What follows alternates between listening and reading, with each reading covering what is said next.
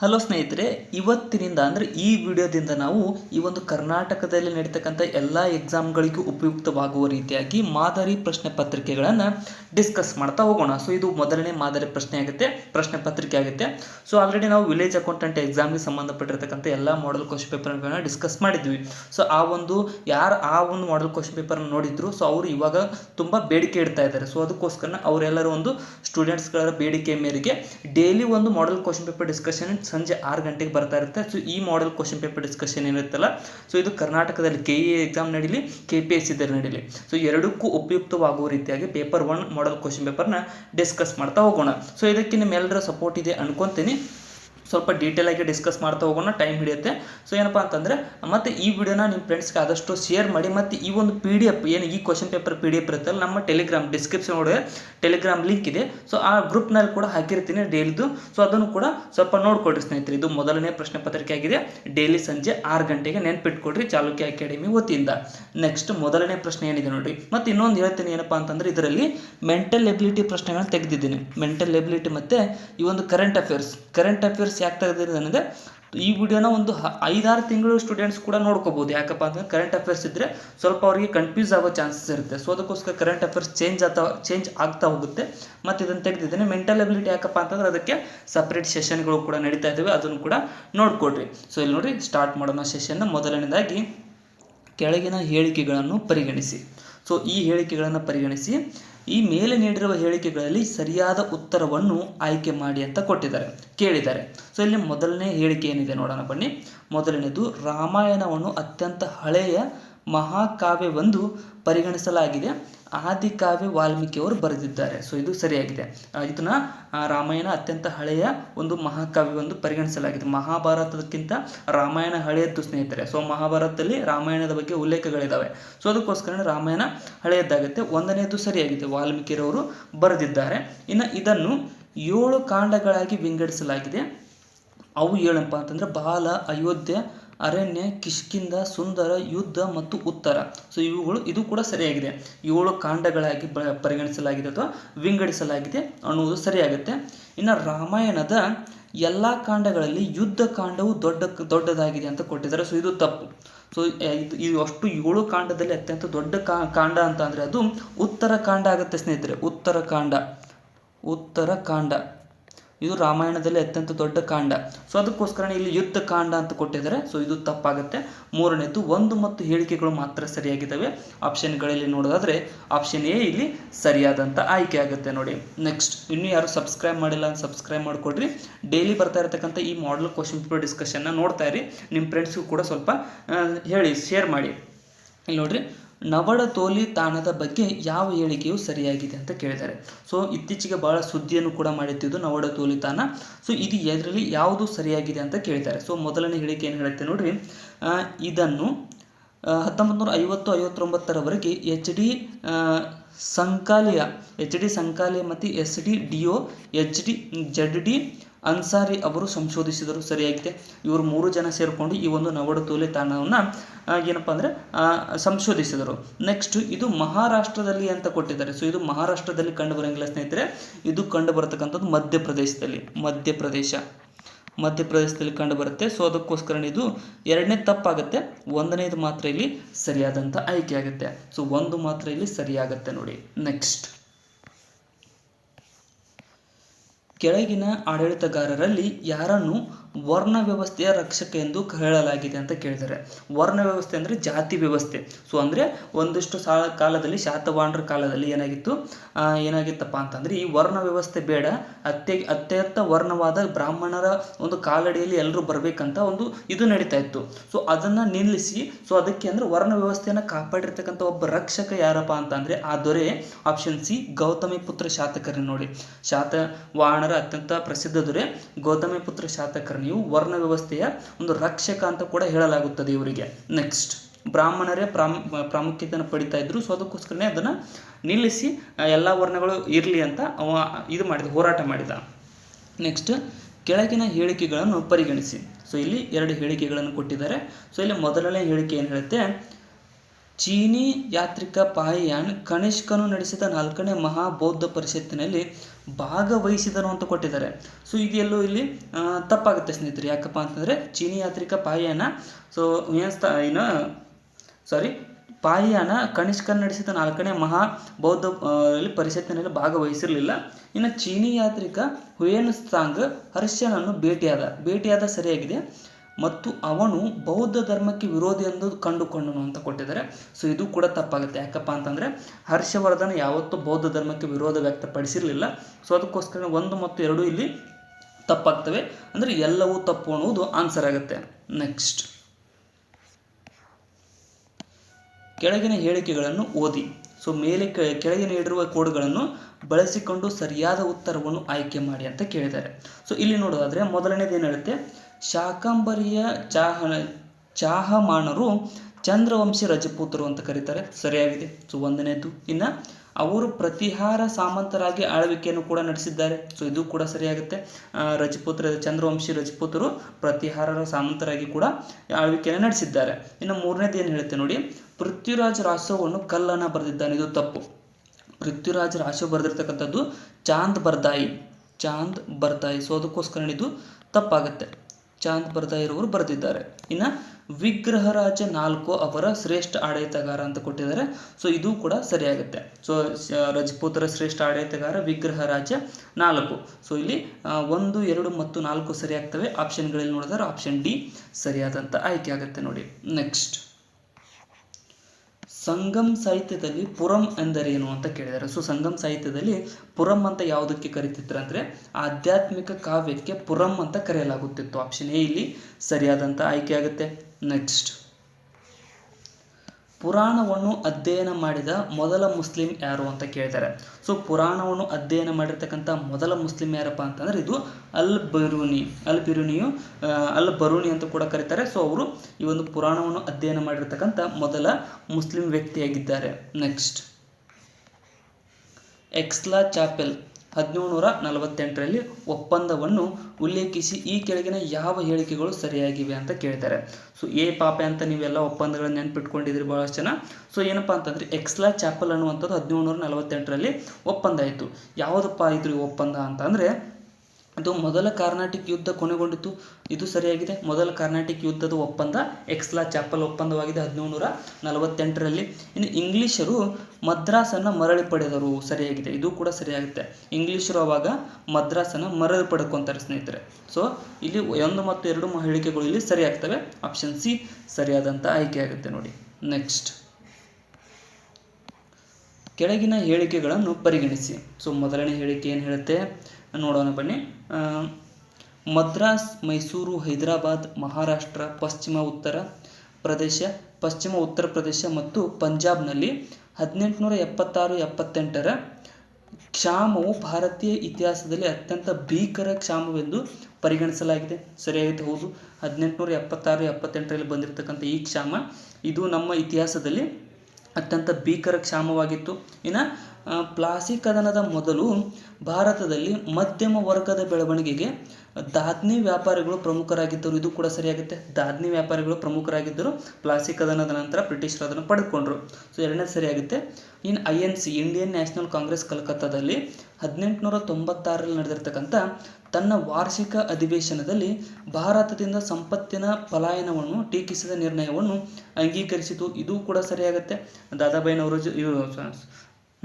ನವರೋಜಿರವರು ಮಾಡಿದರು. ಸೊ 1, 2 ಮತ್ತು 3 ಇಲ್ಲಿ ಸರಿಯಾಗ್ತವೆ. ಇವೆಲ್ಲವೂ ಸರಿಯಾದಂಥ ಆಯ್ಕೆಗಳಾಗ್ತವೆ. ನೆಕ್ಸ್ಟ್, ಕೆಳಗಿನ ಯಾವ ಸಂಸ್ಥೆಗಳನ್ನು ಅಸಹಕಾರ ಅಂತ ಕರಿತೀವಿ? ಅಸಹಕಾರ ಚಳವಳಿ ಐತಲ್ಲ 1920-22ರಲ್ಲಿ ಚಳವಳಿಯ ಸಮಯದಲ್ಲಿ ಸ್ಥಾಪಿಸಲಾಯಿತು ಅಂತ ಕೇಳಿದ್ದಾರೆ. ಸೊ ಯಾವ ಸಂಸ್ಥೆಗಳನ್ನು ಈ ಒಂದು ಚಳವಳಿಯ ಸಮಯದಲ್ಲಿ ಸ್ಥಾಪಿಸಲಾಯಿತು ಅಂತ ಅಂದರೆ ಮೊದಲನೇದು ಕಾಶಿ ವಿದ್ಯಾಪೀಠ ಸ್ಥಾಪಿಸಲಾಯಿತು. ಇನ್ನು ಏನಪ್ಪ ಅಂದರೆ ಗುಜರಾತ್ ವಿದ್ಯಾಪೀಠವನ್ನು ಕೂಡ ಸ್ಥಾಪಿಸಲಾಯಿತು. ಇನ್ನೇನಪ್ಪ ಅಂದರೆ ಜಾಮಿಯಾ ಮಿಲಿಯಾ ಇದನ್ನು ಕೂಡ ಸ್ಥಾಪಿಸಿದರು. ಸೊ 1, 2, 3. ಇನ್ನು ಕಾಶಿ ಹಿಂದೂ ವಿಶ್ವವಿದ್ಯಾಲಯ ಇದೆಲ್ಲ ಸ್ನೇಹಿತರೆ. ಸೊ ಇದು ಆವಾಗ ಸ್ಥಾಪನೆ ಆಗಿಲ್ಲ. ಸೊ 4ನೇದು ತಪ್ಪಾಗುತ್ತೆ. 1, 2 ಮತ್ತು 3 ಮಾತ್ರ ಇಲ್ಲಿ ಸರಿಯಾಗ್ತವೆ. ಆಪ್ಷನ್ ಸಿ ಇಲ್ಲಿ ಸರಿಯಾದಂಥ ಆಯ್ಕೆ ಆಗುತ್ತೆ ನೋಡಿ. ನೆಕ್ಸ್ಟ್, ಲಾಹೋರ್ ಪಿತೂರಿ ಪ್ರಕರಣವು ಯಾರ ಗಲ್ಲು ಶಿಕ್ಷೆಗೆ ಕಾರಣವಾಯಿತು ಅಂತ ಕೇಳಿದ್ದಾರೆ. ಸೊ ಲಾಹೋರ್ ಪಿತೂರಿ ಪ್ರಕರಣ ಯಾವಾಗ ನಡೀತು? 1915ರಲ್ಲಿ ನಡೀತು. ಸೊ ಇದು ಯಾರ ಒಂದು ಗಲ್ಲು ಶಿಕ್ಷೆಗೆ ಕಾರಣವಾಯಿತಪ್ಪ ಅಂತಂದರೆ, ಇಲ್ಲಿ ನೋಡೋದಾದರೆ ರಾಮ್ ಪ್ರಸಾದ್ ಬಿಸ್ಮಿಲ್ಲಾ ಅಂತ ಕೊಟ್ಟಿದ್ದಾರೆ. ಸೊ ಇದು ಅವರಿಗೆ ಆಗಲಿಲ್ಲ. ರೋಷನ್ ಸಿಂಗ್ ಇವರಿಗೂ ಕೂಡ ಆಗಿಲ್ಲ. ಇನ್ನು ಭಗತ್ ಸಿಂಗ್ರವರು ಆಯಿತು, ಗಲ್ಲಿಗೇರಿಸಲಾಯಿತು. ಸುಖದೇವ್ ಮತ್ತು ರಾಜ್ಗುರು ಇವರು 3 ಜನರದ್ದು ಗಲ್ಲಿಗೇರಿಸಲಾಯಿತು 1915ರಲ್ಲಿ. ಸೊ 3, 4, 5 ಸರಿ ಆಗ್ತವೆ. ಆಪ್ಷನ್ ಡಿ ಇಲ್ಲಿ ಸರಿಯಾದಂಥ ಆಯ್ಕೆ ಆಗುತ್ತೆ. ನೆಕ್ಸ್ಟ್, ಮಸಾಯಿ ಬುಡಕಟ್ಟು ಜನಾಂಗ ಪ್ರಾಥಮಿಕವಾಗಿ ಎಲ್ಲಿ ವಾಸಿಸುತ್ತಾರೆ ಅಂತ ಕೇಳಿದ್ದಾರೆ. ಸೊ ನೀವು ಮಸಾಯಿ ಕೇಳಿರ್ಬೋದು. ಸೊ ರೀಲ್ಸಲ್ಲಿ ಕೂಡ ನೋಡಿರ್ತೀರಿ. ಸೊ ಅವರು ಕರ್ರನ ಎತ್ತರ ಆಗಿರ್ತಾರಲ್ಲ. ಸೊ ಒಬ್ಬರು ರೀಲ್ಸ್ ಕೂಡ ಮಾಡ್ತಾ ಇದ್ದಾರೆ ಮಸಾಯಿ ಬುಡಕಟ್ಟು ಜನಾಂಗದವರು. ಸೊ ಆಫ್ರಿಕನ್ದಲ್ಲಿ ಕಂಡು ಬರ್ತಕ್ಕಂಥ ಜನ. ಸೊ ಅವರು ಎಲ್ಲಿ ಸ್ಥಳೀಯವಾಗಿದ್ದರು ಅಂತ ಕೇಳಿದ್ದಾರೆ. ಸೊ ಇವರು ಕೀನ್ಯಾ ಮತ್ತು ತಾಂಜೇನಿಯಾದಲ್ಲಿ ಸ್ಥಳೀಯವಾಗಿದ್ದರು. ಆಪ್ಷನ್ ಡಿ ಇಲ್ಲಿ ಸರಿಯಾದಂಥ ಆಯ್ಕೆ ಆಗುತ್ತೆ, ಮಸಾಯಿ ಜನ. ಸೊ ಡಾಕ್ಟರ್ ಬ್ರೋನ್ ಅವರು ಕೂಡ ವಿಡಿಯೋಗಳನ್ನ ತುಂಬ ಮಾಡಿದ್ದಾರೆ. ಸೊ ಅವುಗಳನ್ನ ಕೂಡ ಸ್ವಲ್ಪ ನೋಡ್ಕೊಡ್ರಿ. ಸೊ ಬರೀ ಓದೋದ್ರಲ್ಲಿ ಅಷ್ಟೇ ಅಲ್ಲ, ಹೊರಗಿನ ಸ್ವಲ್ಪ ಜ್ಞಾನ ಇರಬೇಕು. ಯಾಕಪ್ಪ ಅಂತಂದರೆ ಪ್ರಶ್ನೆಗಳು ಯಾವ ರೀತಿಯಾಗಿ ಬರ್ತವೆ ಅನ್ನೋದು ಅಪ್ಲೈಡ್ ಸೈನ್ಸ್ ಮತ್ತು ಅಪ್ಲೈಡ್ ಇದ್ರ ಮೇಲೆ ಬರ್ತಾ ಇದ್ದಾವೆ. ಸ್ವಲ್ಪ ನಿಗಾ ವಹಿಸಿ ಸ್ನೇಹಿತರೆ. ಜಿನೇವಾ ಪ್ರೋಟೋಕಾಲ್ ಅಂತ ಕರಿತೀವಿ. Geneva protocol ಯಾವಾಗಾಯಿತು? 1925ರಲ್ಲಿ ಆಯಿತು. 1925ರಲ್ಲಿ. ಸೊ ಇದರ ಕುರಿತು ಈ ಕೆಳಗಿನ ಯಾವ ಹೇಳಿಕೆಗಳು ಸರಿಯಾಗಿದೆ ಅಂತ ಕೇಳ್ತಾರೆ. ಸೊ ಇಲ್ಲಿ ನೋಡೋದಾದರೆ ಯಾವುದು ಸರಿಯಾಗಿದೆ ಅಂತಂದರೆ, ಮೊದಲನೇದು ಹೇಳುತ್ತೆ, ಇದು ಅಂತಾರಾಷ್ಟ್ರೀಯ ಸಶಸ್ತ್ರ ಸಂಘರ್ಷಗಳಲ್ಲಿ ರಾಸಾಯನಿಕ ಮತ್ತು ಜೈವಿಕ ಅಣ್ವಸ್ತ್ರಗಳ ಬಳಕೆಯನ್ನು ನಿಷೇಧಿಸುತ್ತದೆ. ಇದೇ ಸರಿಯಾಗಿದೆ ಸ್ನೇಹಿತರೆ. ಸೊ ಇಲ್ಲಿ ಆನ್ಸರ್ ಸಿಕ್ತು ನಮಗೆ. ನೆಕ್ಸ್ಟ್ ಹೋಗೋದು ಬೇಡ ಅನ್ಕೊತೀನಿ. ಸೊ ಏನಪ್ಪ ಅಂದರೆ ಕೆಮಿಕಲ್ ಮತ್ತು ಈ ಒಂದು ಫಿಸಿಕಲ್ ಬಾಂಬ್ಗಳನ್ನು ತಯಾರಿಸೋಕ್ಕೆ ನಿಷೇಧ ಮಾಡಿತು. ಯಾವುದು? ಅಂತಾರಾಷ್ಟ್ರೀಯ ಸಶಸ್ತ್ರ ಸಂಘ ಜಿನೇವಾ ಪ್ರೋಟೋಕಾಲ್ ಇತ್ತಲ್ಲ 1925ರಲ್ಲಿ ನಡೆದಿರ್ತಕ್ಕಂಥದ್ದು, ಇದು ನಿಷೇಧ ಮಾಡಿರ್ತಕ್ಕಂಥದ್ದು ಸ್ನೇಹಿತರೆ. ನೆಕ್ಸ್ಟ್,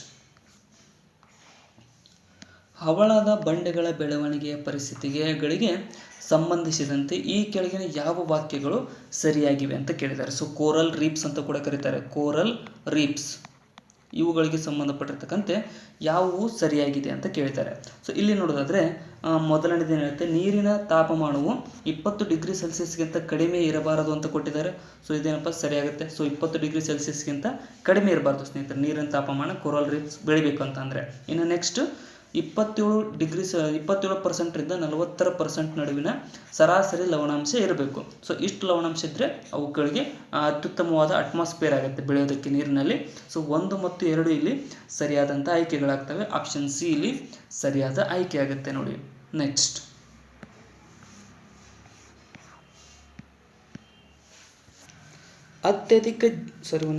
ಅತ್ಯಧಿಕ ಜೈವಿಕ ಆಮ್ಲಜನಕದ ಬೇಡಿಕೆಯನ್ನು BOD ಅಂತ ಕರಿತೀವಿ.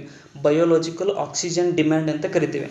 ಡ್ಯಾಶ್ನಲ್ಲಿ ನಿರೀಕ್ಷಿಸಬಹುದು ಅಂತ ಕೇಳಿದ್ದಾರೆ. ಸೊ ಬಯೋಲಾಜಿಕಲ್ ಆಕ್ಸಿಜನ್ ಡಿಮ್ಯಾಂಡ್ ಅಂತ ಅಂದರೆ ಏನಪ್ಪ ಅಂತಂದರೆ, ಒಂದು ನೀರಿನಲ್ಲಿ ನಿರ್ದಿಷ್ಟ ಅಂದರೆ ಒಂದು ಪಾಂಡ್ ಲೇಕ್ ಇದೆ ಅಂದ್ಕೊಡ್ರಿ. ಆ ಲೇಕ್ನಲ್ಲಿ ಇರತಕ್ಕಂಥ ನೀರಿನಲ್ಲಿ ಜೀವಿಗಳಿಗೆ ಬೇಕಾಗಿರ್ತಕ್ಕಂಥ, ಜೀವಿಗಳು ಅಂದರೆ ಮೀನುಗಳು ಬದುಕುವುದಕ್ಕೆ ಬೇಕಾಗಿರ್ತಕ್ಕಂಥ ಮಿನಿಮಮ್ ಪ್ರಮಾಣದ ಆಕ್ಸಿಜನ್ಗೆ ಬಯೋಲಾಜಿಕಲ್ ಆಕ್ಸಿಜನ್ ಡಿಮ್ಯಾಂಡ್ ಅಂತ ಕರಿತೇವೆ. ಸೊ ಇಲ್ಲಿ ನೋಡೋದಾದರೆ ಏನಪ್ಪ ಅಂತಂದರೆ ನೀರಿನಲ್ಲಿ ಡಿಸಾಲ್ವ್ ಆಗಿರತಕ್ಕಂಥ ಆಕ್ಸಿಜನ್ ಆಗುತ್ತೆ. ಇನ್ನು ಸಂಸ್ಕರಿಸಿದ ಪುರಸಭೆ ತ್ಯಾಜ್ಯ ನೀರಿನಲ್ಲಿ ಈ ಒಂದು ಬಯೋಲಾಜಿಕಲ್ ಆಕ್ಸಿಜನ್ ಡಿಮ್ಯಾಂಡನ್ನು ನಿರೀಕ್ಷಿಸಬಹುದಾಗಿದೆ. ಆಪ್ಷನ್ ಡಿ ಇಲ್ಲಿ ಸರಿಯಾದಂಥ ಆಯ್ಕೆ ಆಗುತ್ತೆ. ನೆಕ್ಸ್ಟ್, ಉಸ್ತಾದ್ ಅಲ್ಲಾರಕ್ಬಾ ಖಾನ್ ಈ ಕೆಳಗಿನ ಯಾವ ವಾದ್ಯಗಳ ಪ್ರಸಿದ್ಧ ಘಾತಕರಾಗಿದ್ದರು ಅಂತ ಕೇಳಿದ್ದಾರೆ. ಸೊ ಇವರು ಯಾವ ವಾದ್ಯವನ್ನು ನುಡಿಸ್ತಾ ಇದ್ದರು ಅಂತ ಅಂದರೆ ಆಪ್ಷನ್ ಬಿ ತಬಲಾ. ಉಸ್ತಾದ್ ಅಲ್ಲಾರಕ್ಬಾ ಖಾನ್ ರವರು ತಬಲಾಗೆ ಫೇಮಸ್ ಆಗಿದ್ದರು, ಹಿಂದೂಸ್ತಾನಿ ಸಂಗೀತಗಾರರು. ಭೂಕಂಪಗಳಿಗೆ ಸಂಬಂಧಿಸಿದಂತೆ ಈ ಕೆಳಗಿನ ಯಾವ ಹೇಳಿಕೆಗಳು ಸರಿಯಾಗಿವೆ ಅಂತ ಕೇಳಿದ್ದಾರೆ. ಸೊ ಭೂಕಂಪಗಳಿಗೆ ಸಂಬಂಧಪಟ್ಟಿರ್ತಕ್ಕಂತೆ ಮೊದಲನೇದು ಏನು ಹೇಳುತ್ತೆ, ಭೂಕಂಪದ ಮೂಲದ ಬಿಂದುವನ್ನು ಅಧಿಕೇಂದ್ರ ಅಥವಾ ಎಪಿಸೆಂಟರ್ ಅಂತ ಕರೆಯಲಾಗುತ್ತದೆ ಅಂತ ಕೊಟ್ಟಿದ್ದಾರೆ. ಸೊ ಎಪಿಸೆಂಟರ್ ಅಲ್ಲ ಸ್ನೇಹಿತರೆ. ಸೊ ಇಂಗ್ಲೀಷ್ನಲ್ಲಿ ನನಗೆ ಗೊತ್ತು ಹೈಪೋಸೆಂಟರ್ ಅಂತ ಕರೀತಾರೆ. ಹೈಪೋಸೆಂಟರ್ ಅಂದರೆ ಇದು ಭೂಕಂಪದ ಮೂಲ ಬಿಂದು ಆಗುತ್ತೆ. ಸೊ ಅದಕ್ಕೋಸ್ಕರ ಇದು ಒಂದೇ ತಪ್ಪಾಗುತ್ತೆ. ಇನ್ನು ಅದೇ ಸಮಯದಲ್ಲಿ ಭೂಕಂಪದಿಂದ ಪ್ರಭಾವಿತವಾದ ಸ್ಥಳಗಳನ್ನು ಸೇರುವ ರೇಖೆಗಳನ್ನು ಹೋಮೋಸಿಸ್ಮಲ್ ರೇಖೆಗಳು ಅಂತ ಕರೀತಾರೆ. ಸೊ ಇದು ಸರಿಯಾಗುತ್ತೆ. ಹೋಮೋಸಿಸ್ಮಲ್ ರೇಖೆ ಅಂದರೆ ಒಂದೇ ಸಮಯದಲ್ಲಿ ಭೂಕಂಪದಿಂದ ಪ್ರಭಾವಿತವಾಗಿರ್ತಕ್ಕಂಥ ಸ್ಥಳಗಳಿಗೆ ಕರೆಯಲಾಗುತ್ತದೆ. 2 ಮಾತ್ರ ಇಲ್ಲಿ ಸರಿಯಾದಂಥ ಆಯ್ಕೆ ಆಗುತ್ತೆ ನೋಡಿ. ನೆಕ್ಸ್ಟ್, ಸಂವಿಧಾನ ಸಭೆ ಕಾರ್ಯಗಳಿಗೆ ಸಂಬಂಧಿಸಿದಂತೆ ಈ ಕೆಳಗಿನ ಹೇಳಿಕೆಗಳನ್ನು ಪರಿಗಣಿಸಿ. ಸಂವಿಧಾನ ಸಭೆಗೆ ಸಂಬಂಧಪಟ್ಟಿರ್ತಕ್ಕಂತೆ ಮೊದಲನೇದು ಏನು ಹೇಳುತ್ತೆ, ಇದು ಮೇ 1949ರಲ್ಲಿ ಕಾಮನ್ವೆಲ್ತ್ನ ಭಾರತದ ಸದಸ್ಯತ್ವವನ್ನು ಅಂಗೀಕರಿಸಿತು. ಸರಿಯಾಗಿದೆ. ನಮ್ಮ ದೇಶ ಕಾಮನ್ವೆಲ್ತ್ನ ಸದಸ್ಯತ್ವವನ್ನು ಮೇ 1949ರಲ್ಲಿ ಪಡೆದುಕೊಂಡಿರ್ತಕ್ಕಂಥದ್ದು. ಇನ್ನು ಇದು ಜುಲೈ 22, 1947ರಂದು ರಾಷ್ಟ್ರಧ್ವಜವನ್ನು ಅಂಗೀಕರಿಸಿತು. ಇದು ಕೂಡ ಸರಿಯಾಗಿದೆ. ರಾಷ್ಟ್ರಧ್ವಜ ಅಂಗೀಕಾರವಾಗಿರ್ತಕ್ಕಂಥದ್ದು ಜುಲೈ 22, 1947ರಂದು. ಇನ್ನು ಜನವರಿ 24, 1950ರಂದು ರಾಷ್ಟ್ರಗೀತೆಯನ್ನು ಇದು ಅಂಗೀಕರಿಸಿತು. ಇದು ಕೂಡ ಸರಿಯಾಗುತ್ತೆ ಸ್ನೇಹಿತರೆ. ರಾಷ್ಟ್ರಗೀತೆಯನ್ನು ಜನವರಿ 24, 1950ರಲ್ಲಿ ಇದು ನಮ್ಮ ವಿಧಾನಸಭೆ ಅಂಗೀಕರಿಸಿದೆ. ಇನ್ನು ಇದು ಜನವರಿ 24, 1950ರಂದು ರಾಷ್ಟ್ರೀಯ ಹಾಡನ್ನು ಅಳವಡಿಸಿಕೊಂಡಿತ್ತು. ಇದು ಕೂಡ ಸರಿಯಾಗುತ್ತೆ. 1, 2, 3, 4 ಇಲ್ಲಿ 4 ಸರಿಯಾದಂಥ ಆಯ್ಕೆಗಳಾಗ್ತವೆ ನೋಡಿ. ನೆಕ್ಸ್ಟ್, ಭಾರತೀಯ ಸಂವಿಧಾನದ ಪೀಠಿಕೆಯಲ್ಲಿ ವಿವರಿಸಿರುವ ನ್ಯಾಯವನ್ನು ಯಾವ ರೂಪದಲ್ಲಿ ಸ್ವೀಕರಿಸಲಾಗಿದೆ ಅಂತ ಕೇಳಿದ್ದಾರೆ. ಸೊ ನೋಡ್ರಿ, ಸಂವಿಧಾನದ ಪೀಠಿಕೆಯಲ್ಲಿ ವಿವರಿಸಿರ್ತಕ್ಕಂಥ ನ್ಯಾಯ ಅನ್ನುವಂಥದ್ದನ್ನು ಯಾವ ರೀತಿಯಾಗಿ ಸ್ವೀಕರಿಸಲಾಗಿದೆ ಅಂತ ಅಂದರೆ, ಈ ಆಪ್ಷನ್ಗಳಲ್ಲಿ ನೋಡೋದಾದರೆ ರಾಜಕೀಯ ನ್ಯಾಯ ಇದು ಬರುತ್ತೆ, ಆರ್ಥಿಕ ನ್ಯಾಯ ಮತ್ತು ಸಾಮಾಜಿಕ ನ್ಯಾಯ 3 ಸರಿಯಾಗ್ತವೆ. ಸೊ 3 ಪ್ರಮಾಣದ ನ್ಯಾಯಗಳನ್ನು ನಾವು ಪೀಠಿಕೆಯಲ್ಲಿ ಕಾಣಬಹುದಾಗಿದೆ. ಸೊ ಆಪ್ಷನ್ ಡಿ ಇಲ್ಲಿ ಸರಿಯಾದಂಥ ಆಯ್ಕೆ ಆಗುತ್ತೆ.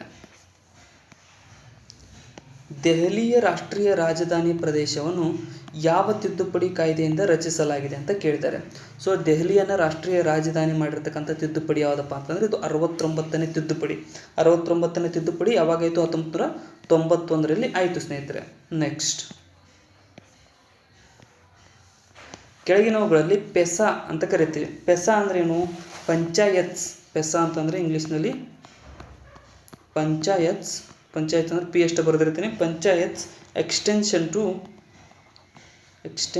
ಟು ಸ್ಕೆಡ್ಯೂಲ್ಡ್ ಎಸ್ ಅಂತ ಬರುತ್ತೆ. ಸ್ಕೆಡ್ಯೂಲ್ಡ್ ಏರಿಯಾಸ್ ಆ್ಯಕ್ಟ್ ಇದು ಯಾವಾಗ ಬಂತು? 1996ರಲ್ಲಿ ಬಂತು. ಸೊ ಆ್ಯಕ್ಟ್ ಇದೆಯಲ್ಲ, so panchayat extension to scheduled areas act. So ಇದಕ್ಕೆ ಸಂಬಂಧಪಟ್ಟಿರ್ತಕ್ಕಂತೆ ಯಾವ ರಾಜ್ಯಗಳು ಒಳಪಡುತ್ತವೆ ಅಂತ ಕೇಳಿದ್ದಾರೆ. ಸೊ ಪಂಚಾಯತ್ ವಿಸ್ತರಣೆ ವೇಳಾಪಟ್ಟಿ ಪ್ರದೇಶಕ್ಕೆ ಸಂಬಂಧಪಟ್ಟಿರ್ತಕ್ಕಂತೆ. ಸೊ ಇಲ್ಲಿ ಯಾವ ರಾಜ್ಯಗಳು ಅಂತ ಅಂದರೆ ಒಡಿಶಾ ಒಳಪಟ್ಟಿದೆ, ಇನ್ನು ಉತ್ತರ ಪ್ರದೇಶ ಇಲ್ಲ, ತಮಿಳುನಾಡು ಕೂಡ ಇಲ್ಲ, ರಾಜಸ್ಥಾನ ಒಳಪಟ್ಟಿದೆ. ಸೊ 1 ಮತ್ತು 4 ಇಲ್ಲಿ ಸರಿಯಾದಂಥ ಆಯ್ಕೆಗಳಾಗ್ತವೆ. ನೆಕ್ಸ್ಟ್, ಸ್ವಲ್ಪ ಬ್ಯಾಕ್ಗ್ರೌಂಡ್ ನಾಯ್ಸ್ ಇದೆ ಅನ್ಕೊಂತೀನಿ, ಅಡ್ಜಸ್ಟ್ ಮಾಡಿಕೊಡ್ರಿ. ಕೆಳಗಿನ ಯಾವ ಮೂಲಭೂತ ಹಕ್ಕುಗಳು ಭಾರತೀಯ ನಾಗರಿಕರಿಗೆ ಲಭ್ಯವಿದೆ ಆದರೆ ವಿದೇಶಿಯರಿಗೆ ಲಭ್ಯವಿಲ್ಲ ಅಂತ ಕೇಳಿದ್ದಾರೆ. ಸೊ ಇಂಪಾರ್ಟೆಂಟ್ ಪ್ರಶ್ನೆ ಆಗುತ್ತೆ ಸ್ನೇಹಿತರೆ, ತುಂಬ ಸಲ ಎಕ್ಸಾಮ್ದಲ್ಲಿ ಕೂಡ ಬಂದಿದೆ. ಸೊ ಏನಪ್ಪ ಅಂತಂದರೆ, ಮೊದಲನೇದು ಕಾನೂನಿನ ಮುಂದೆ ಸಮಾನತೆ. ಇಲ್ಲಿ ಅವರಿಗೂ ಕೂಡ ಲಭ್ಯ ಆಗುತ್ತೆ, ಇದು ಆನ್ಸರ್ ಆಗಲ್ಲ. ಇನ್ನು ಅಭಿವ್ಯಕ್ತಿ ಮತ್ತು ವಾಕ್ ಸ್ವಾತಂತ್ರ್ಯ. ಅಭಿವ್ಯಕ್ತಿ ಮತ್ತು ವಾಕ್ ಸ್ವಾತಂತ್ರ್ಯ ಇದೆಯಲ್ಲ, ಸೊ ಇದು ಭಾರತೀಯರಿಗೆ ಮಾತ್ರ ಸ್ನೇಹಿತರೆ. ಅಂದರೆ ಮಾತನಾಡುವ ಹಕ್ಕು ಇರತಕ್ಕಂಥದ್ದು ಭಾರತೀಯರಿಗೆ ಮಾತ್ರ. ಇನ್ನು ಅಲ್ಪಸಂಖ್ಯಾತರು ತಮ್ಮ ಭಾಷೆ ಮತ್ತು ಸಂಸ್ಕೃತಿಯನ್ನು ಉಳಿಸಿಕೊಳ್ಳುವ ಹಕ್ಕು. ಸೊ ಇದು ಕೂಡ ಭಾರತೀಯರಿಗೆ ಮಾತ್ರ. 2 ಮತ್ತು 3 ಭಾರತೀಯರಿಗೆ ಮಾತ್ರ ಆಗುತ್ತೆ. ಇನ್ನು ಜೀವನ ಮತ್ತು ಸ್ವಾತಂತ್ರ್ಯದ ರಕ್ಷಣೆ. ಇದು ಏನಪ್ಪ ಅಂದರೆ ಇದು ಎಲ್ರಿಗೂ ಬರುತ್ತೆ. ಸೊ ಇದು ಫಾರಿನರ್ಸ್ಗೂ ಕೂಡ ಬರುತ್ತೆ, ನಮಗೂ ಬರುತ್ತೆ. ಸೊ ಇದಾಗಲ್ಲ. ಸೊ 2 ಮತ್ತು 3 ಮಾತ್ರ ಇಲ್ಲಿ ಸರಿಯಾದಂಥ ಆಯ್ಕೆಗಳಾಗ್ತವೆ ನೋಡಿ. ನೆಕ್ಸ್ಟ್, ಭಾರತದಲ್ಲಿ ಪತ್ರಿಕಾ ಸ್ವಾತಂತ್ರ್ಯ ಯಾವ ರೀತಿಯಾದ ಸ್ವಾತಂತ್ರ್ಯ ಅಂತ ಕೇಳಿದ್ದಾರೆ. ಸೊ ಇದು ಅಭಿವ್ಯಕ್ತಿ ಸ್ವಾತಂತ್ರ್ಯದ ಹಕ್ಕಿನಲ್ಲಿ ಸೂಚಿಸಲಾಗಿರ್ತಕ್ಕಂಥ ಒಂದು ಕಾನೂನುಬದ್ಧ ಸ್ವಾತಂತ್ರ್ಯವಾಗಿದೆ, ಫ್ರೀಡಮ್ ಆಫ್ ಪ್ರೆಸ್ ಅನ್ನುವಂಥದ್ದು. ನೆಕ್ಸ್ಟ್, ಭಾರತದ ಸಂವಿಧಾನದ ಯಾವ ವಿಧಿಯು ಭಾರತದ ರಾಷ್ಟ್ರಪತಿ ಹುದ್ದೆಗೆ ಮರು ಚುನಾವಣೆ ಮಾಡಲು ಅರ್ಹತೆಯ ಷರತ್ತುಗಳನ್ನು ಸೂಚಿಸುತ್ತದೆ ಅಂತ ಕೇಳಿದ್ದಾರೆ. ಸೊ ನಮ್ಮ ಸಂವಿಧಾನದ ಯಾವ ವಿಧಿ ಭಾರತ ರಾಷ್ಟ್ರಪತಿಯವರ ಹುದ್ದೆಗೆ ಮರು ಚುನಾವಣೆ ಮಾಡಲು ಅರ್ಹತೆಯ ಷರತ್ತುಗಳನ್ನು ಸೂಚಿಸುತ್ತದೆ ಅಂತ ಅಂದರೆ ಇದು ಲೇಖನ 57ನೇ ವಿಧಿ ಇದನ್ನು ಸೂಚಿಸ್ತಕ್ಕಂಥದ್ದು. ಆಪ್ಷನ್ ಡಿ ಇಲ್ಲಿ ಸರಿಯಾದಂಥ ಆಯ್ಕೆ ಆಗುತ್ತೆ.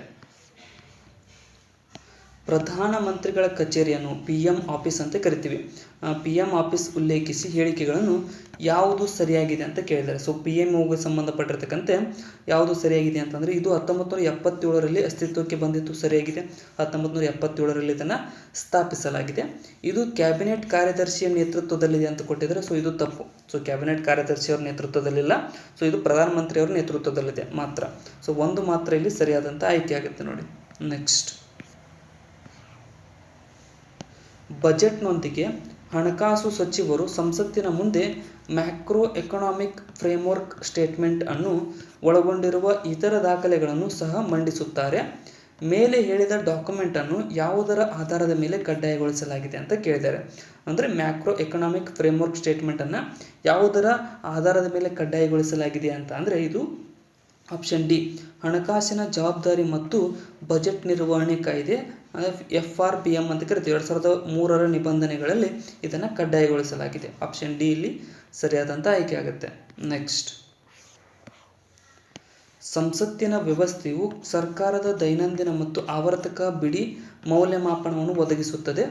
ಈ ಮಾತನ್ನು ಯಾರು ಹೇಳಿದರು ಅಂತ ಕೇಳ್ತಾರೆ. ಸೊ ಸಂಸತ್ತಿನ ವ್ಯವಸ್ಥೆಯು ಸರ್ಕಾರದ ದೈನಂದಿನ ಮತ್ತು ಆವರ್ತಕ ಬಿಡು ಮೌಲ್ಯಮಾಪನವನ್ನು ಒದಗಿಸುತ್ತದೆ. ಈ ಮಾತನ್ನು ಹೇಳಿದವರು ಯಾರಪ್ಪ ಅಂತಂದರೆ ಇದು BR ಅಂಬೇಡ್ಕರ್ ಅವರು ಹೇಳಿದ್ದಾರೆ. ಆಪ್ಷನ್ ಎ ಇಲ್ಲಿ ಸರಿಯಾದಂಥ ಆಯ್ಕೆ ಆಗುತ್ತೆ. ನೆಕ್ಸ್ಟ್, ನಿವೃತ್ತ ಮುಖ್ಯ ನ್ಯಾಯಾಧೀಶರು ಮತ್ತು ನ್ಯಾಯಾಧೀಶರು ತಮ್ಮ ಕೊನೆಯ ವೇತನದ %ಗೆ ಮಾಸಿಕ ಪಿಂಚಣಿಯಾಗಿ ಅರ್ಹರಾಗಿರುತ್ತಾರೆ ಅಂತ ಕೇಳ್ತಾರೆ. ಸೊ ನಿವೃತ್ತ ರಿಟೈರ್ಡ್ ನ್ಯಾಯಾಧೀಶರು ಮತ್ತು ಮುಖ್ಯ ನ್ಯಾಯಾಧೀಶರು ಮತ್ತು ನ್ಯಾಯಾಧೀಶರು ಎಷ್ಟು % ಮಾಸಿಕ ಪಿಂಚಣಿಗೆ ಅಂದರೆ ಪೆನ್ಷನ್ ಎಷ್ಟು ಪಡಿತಾರೆ ಅಂದರೆ 50% ಪಿಂಚಣಿಯನ್ನು ಪಡೆಯಲು ಅರ್ಹರಾಗಿರುತ್ತಾರೆ. ಆಪ್ಷನ್ ಎ ಇಲ್ಲಿ ಸರಿಯಾದಂಥ ಆಯ್ಕೆ ಆಗುತ್ತೆ ನೋಡಿ. ನೆಕ್ಸ್ಟ್, ಯಾವುದರ ಅಡಿಯಲ್ಲಿ ಲೋಕ ಅದಾಲತನ್ನು ರಚಿಸಲಾಗಿದೆ ಅಂತ ಕೇಳಿದ್ದಾರೆ. ಸೊ ಲೋಕ ಅದಾಲತನ್ನು ಲೀಗಲ್ ಸರ್ವಿಸ್ ಅಥಾರಿಟಿ ಆ್ಯಕ್ಟ್ನ ಅಂಡರ್ನಲ್ಲಿ ಸ್ಥಾಪಿಸಲಾಗಿದೆ. ಆಪ್ಷನ್ ಎ ಇಲ್ಲಿ ಸರಿಯಾದಂಥ ಆಯ್ಕೆ ಆಗುತ್ತೆ ನೋಡಿ. ನೆಕ್ಸ್ಟ್, ವಲಯ ಪರಿಷತ್ತಿನ ಅಧ್ಯಕ್ಷರು ಯಾರಾಗಿರುತ್ತಾರೆ ಅಂತ ಕೇಳಿದ್ದಾರೆ. ಸೊ ವಲಯ ಪರಿಷತ್ತಿನ ಅಧ್ಯಕ್ಷರು ಯಾರಾಗಿರುತ್ತಾರೆ ಅಂತ ಅಂದರೆ ಕೇಂದ್ರ ಗೃಹ ಸಚಿವರು ವಲಯ ಪರಿಷತ್ತಿನ ಅಧ್ಯಕ್ಷರಾಗಿರುತ್ತಾರೆ. ನೆಕ್ಸ್ಟ್, ಪ್ಯಾರಾಡಾಕ್ಸ್ ಆಫ್ ಥ್ರಿಫ್ಟ್ ಎಂಬ ಶಬ್ದವನ್ನು ಮೊದಲು ಬಳಸಿದವರು ಯಾರು ಅಂತ ಕೇಳಿದ್ದಾರೆ. ಸೊ ಪ್ಯಾರಾಡಾಕ್ಸ್ ಆಫ್ ಥ್ರಿಫ್ಟ್ ಅಂತ ಅಂದ್ರೆ ಏನು, ಸೇವಿಂಗ್ಸ್ ಬಗ್ಗೆ ಇದೆ. ಪರ್ಸ್ನಲ್ ಸೇವಿಂಗ್ಸ್ ಮಾಡೋದ್ರಿಂದ ಒಬ್ಬ ಮನುಷ್ಯ ಯಾವ ರೀತಿಯಾಗಿ ಬೆಳಿತಾನೆ ಅನ್ನೋದ್ರ ಬಗ್ಗೆ ಇದೆ. ಇದು ಪ್ಯಾರಾಡಾಕ್ಸ್ ಆಫ್ ಥ್ರಿಫ್ಟ್ ಅನ್ನುವಂಥದ್ದು. ಇದನ್ನು ಮೊದಲು ಬಳಸಿದವರು ಯಾರಪ್ಪ ಅಂತಂದರೆ ಆ್ಯಡಮ್ ಸ್ಮಿತ್ ರವರು ಬಳಸಿದ್ದಾರೆ. ಎಕನಾಮಿಕ್ಸ್ ಪಿತಾಮಹ ಆ್ಯಡಮ್ ಸ್ಮಿತ್ ರವರು ಬಳಸಿದ್ದಾರೆ. ನೆಕ್ಸ್ಟ್,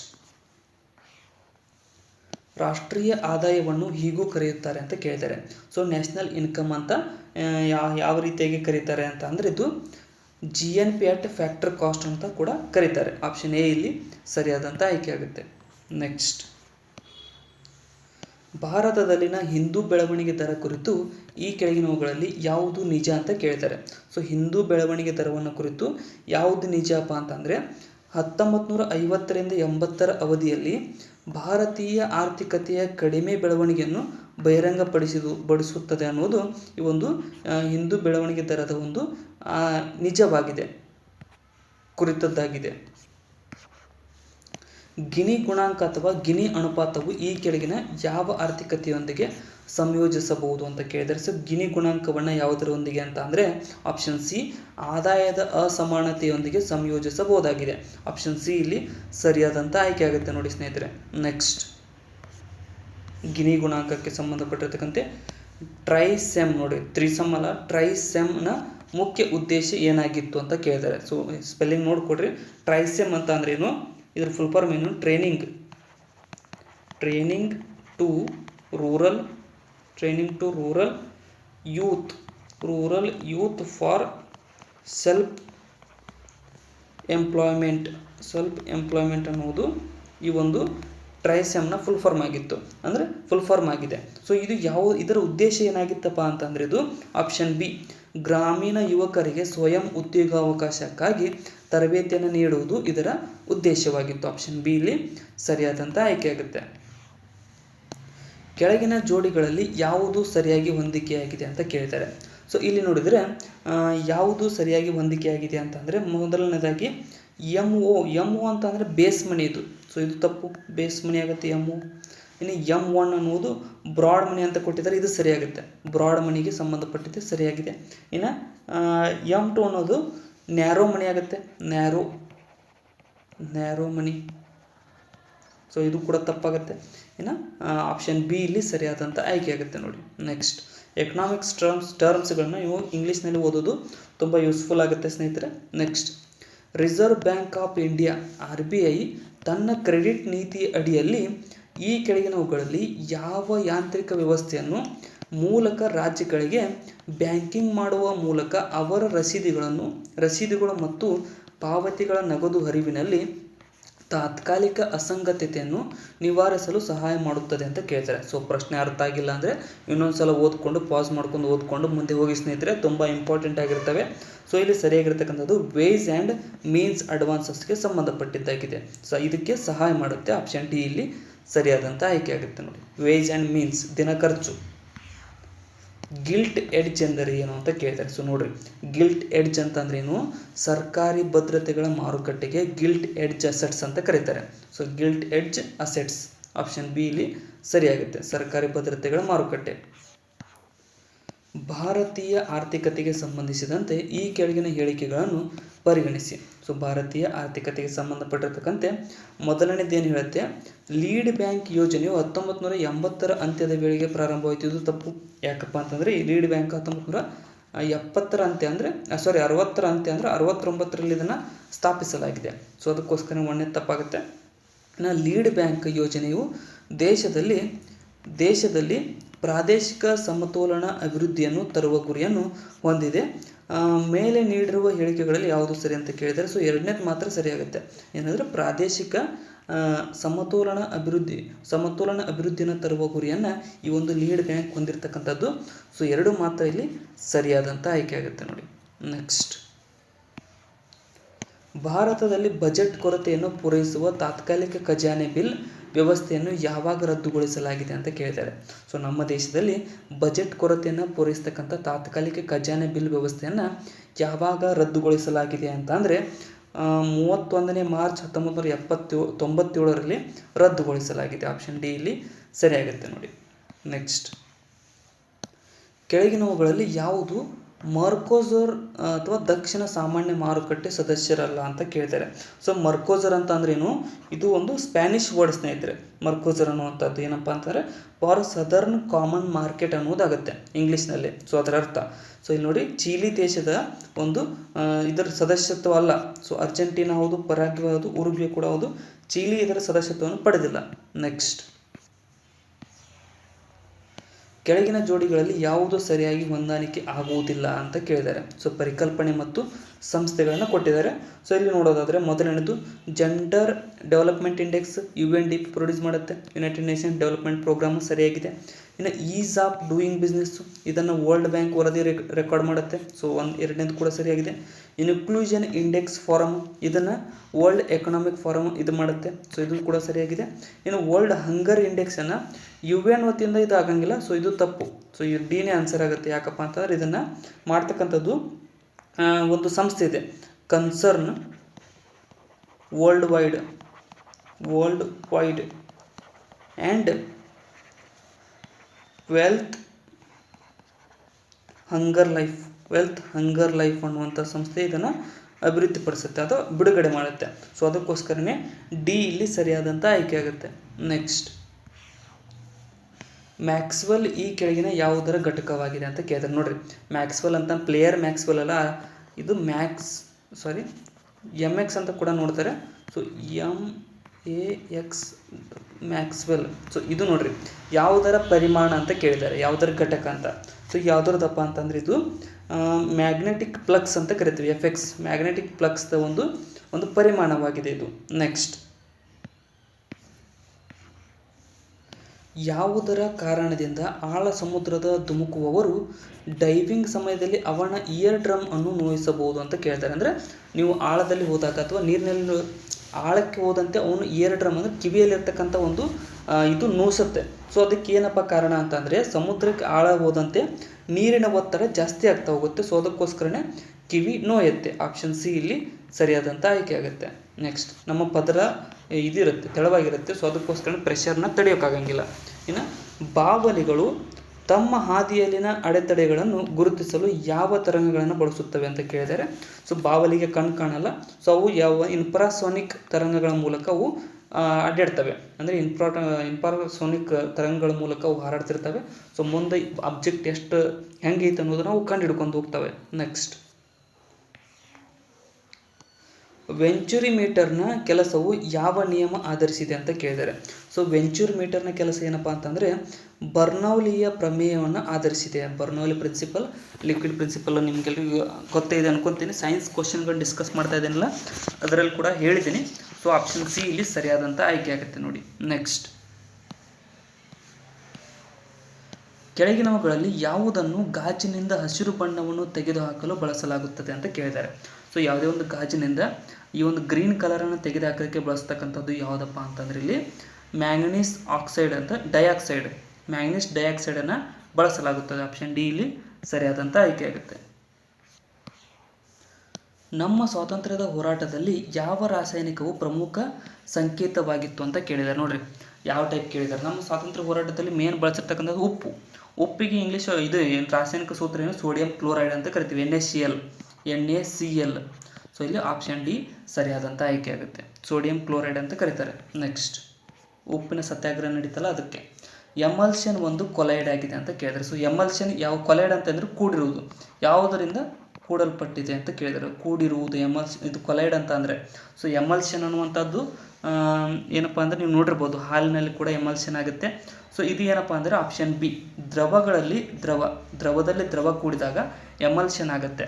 ಆಪ್ಷನ್ ಬಿ ಇಲ್ಲಿ ಸರಿಯಾದಂಥ ಆಯ್ಕೆ ಆಗುತ್ತೆ. ನೆಕ್ಸ್ಟ್, ಕೆಳಗಿನ ಜೋಡಿಗಳಲ್ಲಿ ಯಾವುದು ತಪ್ಪಾಗಿದೆ ಅಂತ ಕೇಳಿದ್ದಾರೆ. ಸೊ ಇಲ್ಲಿ ನೋಡ್ರಿ, ಹೆಮಟೈಟ್ ಕಬ್ಬಿಣದ ಅದಿರು ಸರಿಯಾಗಿದೆ. ಪಿಂಚ್ ಬ್ಲೆಂಡ್ ಅನ್ನುವಂಥದ್ದು ತಪ್ಪು ಸ್ನೇಹಿತರೆ, ಇದೆ ತಪ್ಪು. ಯಾಕಪ್ಪ ಅಂತಂದರೆ ಇದು ತಾಮ್ರದ ಅದಿರಲ್ಲ, ಇದು ಯುರೇನಿಯಂ ಅದಿರು. ಸೊ ಅದಕ್ಕೋಸ್ಕರ ಇದೇ ಎರಡನೇ ತಪ್ಪಾಗುತ್ತೆ. ಇನ್ನು ಮೊನೋಜೈಟ್ ಅನ್ನುವಂಥ ತೋರಿಯಂ ಇದು ಸರಿಯಾಗಿದೆ. ಸೊ ಎರಡು ಮಾತ್ರ ಇಲ್ಲಿ ತಪ್ಪಾದಂಥ ಆಯ್ಕೆ ಆಗುತ್ತೆ. ನೆಕ್ಸ್ಟ್, ಪ್ರತಿ ನಿಮಿಷಕ್ಕೆ ಮೂತ್ರಪಿಂಡಗಳ ಮೂಲಕ ಸರಾಸರಿ ರಕ್ತದ ಹರಿವು ಎಷ್ಟು ಅಂತ ಕೇಳಿದ್ದಾರೆ. ಸೊ ಪ್ರತಿ ನಿಮಿಷಕ್ಕೆ ಮೂತ್ರಪಿಂಡದ ಮೂಲಕ ಸರಾಸರಿ ಹರಿವು 1200 cc ಅಷ್ಟು ರಕ್ತ ಹರಿಯುತ್ತೆ ಮೂತ್ರಪಿಂಡದ ಮೂಲಕ. ನಿಮಿಷಕ್ಕೆ ನೋಡ್ರಿ ಎಷ್ಟು ರಕ್ತ ಹೋಗುತ್ತೆ ಅಂತ. ಹರಿಯುತ್ತೆ ಅಂತ ಹೋಗಲ್ಲ, ಹೊರಗೆ ಹೋಗಲ್ಲ, ಹರಿಯುತ್ತೆ, ಶುದ್ಧೀಕರಣಗೊಳ್ಳುತ್ತೆ. ಕೆಳಗಿನ ಯಾವ ಗ್ರಂಥಿಯ ಶ್ವಾಸಕೋಶದ ನಡುವೆ ಇರುತ್ತದೆ ಅಂತ ಕೇಳಿದ್ದಾರೆ. ಸೊ ಯಾವ ಗ್ಲ್ಯಾಂಡ್ ಈ ಶ್ವಾಸಕೋಶದ ನಡುವೆ ಇರುತ್ತೆ ಅಂದರೆ ಥೈಮಸ್ ಗ್ಲ್ಯಾಂಡ್ ಇರುತ್ತೆ. ಆಪ್ಷನ್ ಎ ಇಲ್ಲಿ ಸರಿಯಾದಂಥ ಆಯ್ಕೆ ಆಗುತ್ತೆ. ನೆಕ್ಸ್ಟ್, ಕೆಳಗಿನ ಯಾವ ಸಾಂಕ್ರಾಮಿಕ ರೋಗ ಅಂತ ಕೇಳಿದ್ದಾರೆ. ಸೊ ಯಾವುದು ಒಂದು ಸಾಂಕ್ರಾಮಿಕ ರೋಗ ಅಂತ ಕೇಳಿದರೆ. ಸೊ ದಡಾರ್ ಅನ್ನುವಂಥದ್ದು ಸಾಂಕ್ರಾಮಿಕ ರೋಗ ಆಗುತ್ತೆ. ಸೊ ಇದು ಸ್ಕರ್ವಿ ಅಲ್ಲ, ಅಸ್ತಮಾ ಅಲ್ಲ, ಮಧುಮೇಹ ಕೂಡ ಸಾಂಕ್ರಾಮಿಕ, ಒಬ್ಬರಿಂದ ಒಬ್ಬರಿಗೆ ಹರಡಂಗಿಲ್ಲ. ಸೊ ದಡಾರ ಹರಡುತ್ತೆ. ನೆಕ್ಸ್ಟ್, ಚಿಕ್ಕ ಶಿಶುಗಳಿಂದ ರಕ್ಷಿಸಲು DPT ಲಸಿಕೆಯನ್ನು ನೀಡಲಾಗುತ್ತದೆ ಅಂತ ಕೇಳಿದ್ದಾರೆ. ಸೊ ಯಾವುದಕ್ಕಾಗಿ DPT ಫುಲ್ ಫಾರ್ಮ್ ಏನು ಅಂತ ಕೇಳಿದ್ದಾರೆ. ನೋಡಿರಿ, DPT ಫುಲ್ ಫಾರ್ಮ್ ಅಂತ ಅಂದ್ರೇನು. ಡಿ ಅಂದರೆ ಡಿಪ್ತೀರಿಯಾ, ಪಿ ಅಂದರೆ ವೂಪಿಂಗ್ ಕೆಮ್ಮು ಮತ್ತು ಧನುರ್ವಾಯು. ಸೊ ಇಲ್ಲಿ ಆಪ್ಷನ್ ಡಿ ಇಲ್ಲಿ ಸರಿಯಾದಂಥ ಆಯ್ಕೆ ಆಗುತ್ತೆ.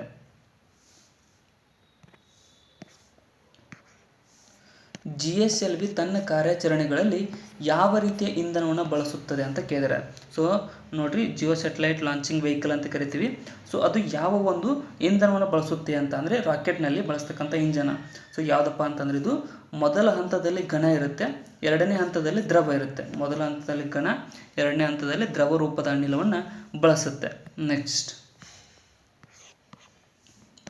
ಕೆಳಗಿನ ಯಾವ ಕ್ಷಿಪಣಿ ಅಭಿವೃದ್ಧಿ ಕಾರ್ಯಕ್ರಮವನ್ನು DRDO ನಿಲ್ಲಿಸಿದೆ ಅಂತ ಕೇಳಿದ್ದಾರೆ. ಸೊ ಯಾವುದರ ಅಭಿವೃದ್ಧಿಯನ್ನು ನಿಲ್ಲಿಸಿದೆ DRDO ಅಂತ ಅಂದರೆ ಇಲ್ಲಿ ನೋಡೋದಾದರೆ ತ್ರಿಶೂಲನ್ನು ನಿಲ್ಲಿಸಿದೆ. ತ್ರಿಶೂಲ್ ಕ್ಷಿಪಣಿಯನ್ನು ನಿಲ್ಲಿಸಿದೆ. ನಾಗಿನ ರೆಡಿ ಆಗ್ತಾಯಿದೆ, ಅಗ್ನಿ ರೆಡಿ ಆಗ್ತಾಯಿದೆ.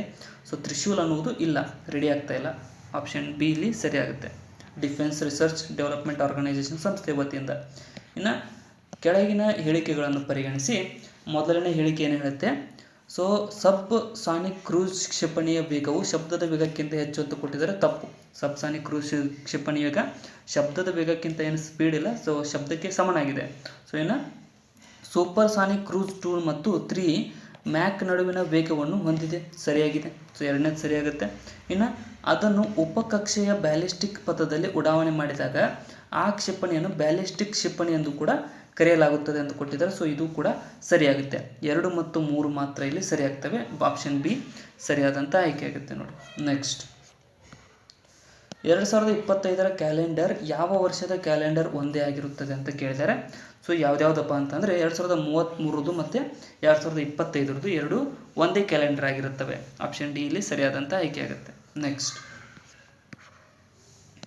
ದಸರಾ ಹಬ್ಬವನ್ನು ಕರ್ನಾಟಕದ ರಾಜ್ಯದ ನಾಡ ಹಬ್ಬವಾಗಿ ಘೋಷಿಸಿದವರು ಯಾರು ಅಂತ ಕೇಳಿದರೆ, ಸೊ ಇದು ಯಾರಪ್ಪ ಅಂದರೆ ಆಲೂರು ವೆಂಕಟರಾವ್ರವರು ದಸರಾ ಹಬ್ಬವನ್ನು ಕರ್ನಾಟಕದ ನಾಡ ಹಬ್ಬವಾಗಿ ಘೋಷಿಸಿದ ವ್ಯಕ್ತಿಯಾಗಿದ್ದಾರೆ.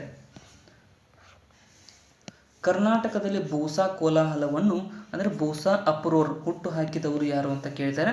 ಸೊ ಇದನ್ನು ಯಾರಪ್ಪ ಅಂತಂದರೆ ಬಿ ಬಸವಲಿಂಗಪ್ಪನವರು ಹುಟ್ಟು ಹಾಕಿದ್ದಾರೆ. ಆಪ್ಷನ್ ಬಿ ಇಲ್ಲಿ ಸರಿಯಾದಂಥ ಆಯ್ಕೆ ಆಗುತ್ತೆ ನೋಡಿ. ನೆಕ್ಸ್ಟ್, ಕಾಫಿ ಬೆಳೆಯಲು ಅವಧಿಯಲ್ಲಿ ಪ್ರೋತ್ಸಾಹಿಸಲ್ಪಟ್ಟಿತ್ತು ಅಂತ ಕೇಳಿದ್ದಾರೆ. ಸೊ ಕಾಫಿ ಬೆಳೆಯಲು ಯಾರ ಅವಧಿಯಲ್ಲಿ ಪ್ರೋತ್ಸಾಹಿಸಲ್ಪಟ್ಟಿತ್ತು? ಕಬ್ಬಣ್ಣ ಅವಧಿಯಲ್ಲಿ ಕಾಫಿ ಬೆಳೆಯಲು ಪ್ರೋತ್ಸಾಹ ಮಾಡಲಾಯಿತು. ಮೈಸೂರಿನಲ್ಲಿ 1935ರಲ್ಲಿ ಮೊದಲನೆಯದಾಗಿ ರೇಡಿಯೋ ಸ್ಟೇಷನ್ ಸ್ಥಾಪಿಸಿದವರು ಯಾರು ಅಂತ ಕೇಳಿದರೆ, ಸೊ ಯಾರಪ್ಪ ಅಂತಂದರೆ ಇದು ಡಾಕ್ಟರ್ ಎಂ ವಿ ಗೋಪಾಲಸ್ವಾಮಿರವರು ಮೈಸೂರಿನಲ್ಲಿ 1935ರಲ್ಲಿ ಮೊದಲನೇದಾಗಿ ರೇಡಿಯೋ ಸ್ಟೇಷನನ್ನು ಸ್ಥಾಪಿಸಿದರು. ನೆಕ್ಸ್ಟ್, ದಾಮೋದರ ವ್ಯಾಲಿ ಕಾರ್ಪೊರೇಷನ್ ವ್ಯಾಪ್ತಿಯ ಒಟ್ಟು ಕಣಿವೆ ಪ್ರದೇಶವು ಸರಿಸುಮಾರು 24,235 ಚದರ ಕಿಲೋಮೀಟರ್. ಈ ಕೆಳಗಿನ ಯಾವ ರಾಜ್ಯಗಳಲ್ಲಿ ಈ ಪ್ರದೇಶ ಹರಡಿದೆ ಅಂತ ಕೇಳಿದರೆ, ಸೊ ದಾಮೋದರ್ ಒಂದು ನದಿ ಕಣಿವೆ ವ್ಯಾಪ್ತಿ ಹರಡಿರ್ತಕ್ಕಂಥದ್ದು, ವ್ಯಾಲಿ ಕಾರ್ಪೊರೇಷನ್ ಹರಡಿರ್ತಕ್ಕಂಥದ್ದು ಎಲ್ಲಿ ಅಂತ ಅಂದರೆ ಜಾರ್ಖಂಡ್ ಮತ್ತು ಪಶ್ಚಿಮ ಬಂಗಾಳ ರಾಜ್ಯಗಳಲ್ಲಿ. ನೆಕ್ಸ್ಟ್, ಯಾವ ಬೆಳೆ ಮಕ್ಕಲು ಮಣ್ಣಿನಲ್ಲಿ ಬೆಳೆಯುತ್ತದೆ ಮತ್ತು 150 ಸೆಂಟಿಮೀಟರ್ ಮಳೆಯ ಅಗತ್ಯವಿದೆ ಅಂತ ಕೇಳಿದರೆ, ಸೊ ಇದು ಯಾವುದಪ್ಪ ಅಂತಂದರೆ ಅಕ್ಕಿ ಮೆಕ್ಕಲು ಮಣ್ಣಿನಲ್ಲಿ ಬೆಳೆಯುತ್ತೆ ಮತ್ತು ಇದಕ್ಕೆ 150 ಸೆಂಟಿಮೀಟರ್ ಮಳೆಯ ಅಗತ್ಯವಿದೆ. ಕೆಳಗಿನ ರಾಜ್ಯಗಳಲ್ಲಿ ಭಾರತದಲ್ಲಿ ಕಡಿಮೆ ಜನನ ಪ್ರಮಾಣವನ್ನು ಹೊಂದಿರತಕ್ಕಂಥ ರಾಜ್ಯ ಯಾವುದು ಅಂತ ಕೇಳಿದರೆ, ಸೊ ಇದು ಯಾವುದಪ್ಪ ಅಂತಂದರೆ ಕೇರಳ ರಾಜ್ಯ ಇದೆಯಲ್ಲ, ಸೊ ಇದು ನಮ್ಮ ದೇಶದಲ್ಲಿ ಅತಿ ಕಡಿಮೆ ಈ ಒಂದು ಜನನ ಪ್ರಮಾಣವನ್ನು ಹೊಂದಿರತಕ್ಕಂಥ ರಾಜ್ಯವಾಗಿದೆ. ನೆಕ್ಸ್ಟ್, ಬೈಲಿಂಗ್, ಮಸ್ಟರಿಂಗ್ ಮತ್ತು ಕತ್ತರಿ ಮಾಡುವುದು ಡ್ಯಾಶ್ಗೆ ಸಂಬಂಧಿಸಿದ ಕೆಲವು ಚಟುವಟಿಕೆಗಳಾಗಿವೆ ಅಂತ ಕೇಳ್ತಾರೆ. ಸೊ ಇವು ಡ್ಯಾಶ್ಗೆ ಅಂತಂದರೆ ಇದು ಕುರಿ ಸಾಕಣೆಗೆ ಸಂಬಂಧಪಟ್ಟಿರ್ತಕ್ಕಂಥ ಚಟುವಟಿಕೆಗಳು. ನೆಕ್ಸ್ಟ್, ಕೆಳಗಿನ ಯಾವ ನದಿಯು ಊಲಾರ್ ಸರೋವರವನ್ನು ಪೋಷಿಸುತ್ತದೆ ಅಂತ ಕೇಳಿದ್ದಾರೆ. ಸೊ ಇದು ಯಾವುದಪ್ಪ ಅಂತಂದರೆ ಜೀಲಂ ನದಿ ಇದೆಯಲ್ಲ, ಸೊ ಇದು ಊಲಾರ್ ಸರೋವರವನ್ನು ಪೋಷಿಸ್ತಕ್ಕಂಥ ಸರೋವರವಾಗಿ ನದಿಯಾಗಿದೆ.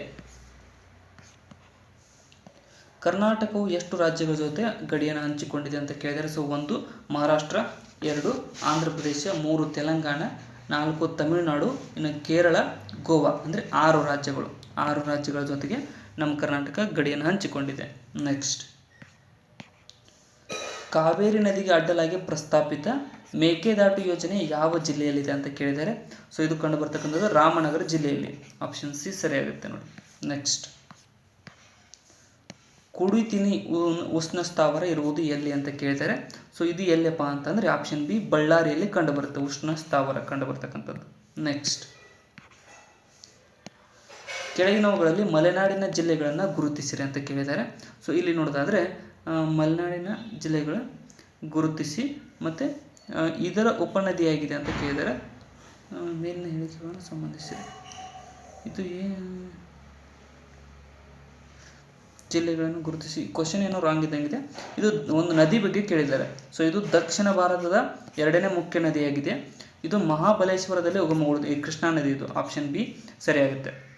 ಕೃಷ್ಣಾ ನದಿ ಆನ್ಸರ್ ಆಗುತ್ತೆ. ಭೀಮಾ, ಘಟಪ್ರಭಾ ಮತ್ತು ಮಲಪ್ರಭಾ ಇದರ ಉಪನದಿಗಳಾಗಿವೆ ಅಂದರೆ ಕೃಷ್ಣಾ ನದಿ ಬಗ್ಗೆ ಹೇಳಿದ್ದಾರೆ.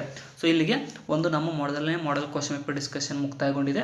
ಸೊ ಸಂಜೆ 6 ಗಂಟೆಗೆ ಡೈಲಿ ಬರ್ತಾ ಇರುತ್ತೆ, ಅದನ್ನು ಕೂಡ ನೋಡ್ತಾ ಇರಿ. ಕಮೆಂಟ್ ಸೆಕ್ಷನ್ದಲ್ಲಿ ಈ ವಿಡಿಯೋ ಯಾವ ರೀತಿಯಾಗಿ ಅನಿಸ್ತು ಮತ್ತು ಕಂಟಿನ್ಯೂಯೇಷನ್ ಮಾಡಬೇಕು ಬೇಡ ಅನ್ನೋದ್ರ ಬಗ್ಗೆ ನೀವು ಕಮೆಂಟ್ ಸೆಕ್ಷನ್ದಲ್ಲಿ ಕಮೆಂಟ್ ಕೂಡ ಮಾಡಿ. ಮತ್ತೇನಪ್ಪ ಅಂದರೆ ನಿಮ್ಮ ಫ್ರೆಂಡ್ಸು ಕೂಡ ಶೇರ್ ಮಾಡಿ. Thank you so much. Description ನೋಡಿರ್ತಕ್ಕಂಥ ನಮ್ಮ ಟೆಲಿಗ್ರಾಮ್ ಚಾನಲ್ನು ಕೂಡ ಫಾಲೋ ಮಾಡಿಕೊಡ್ರಿ. ಅದರಲ್ಲಿ ಈ ಒಂದು ವಿಡಿಯೋದ PDF ಬರ್ತಾ ಇರುತ್ತೆ, ಅದನ್ನು ಕೂಡ ಡೌನ್ಲೋಡ್ ಮಾಡ್ಕೊಂಡು ನೋಡ್ಕೊಡ್ರಿ. Thank you so much.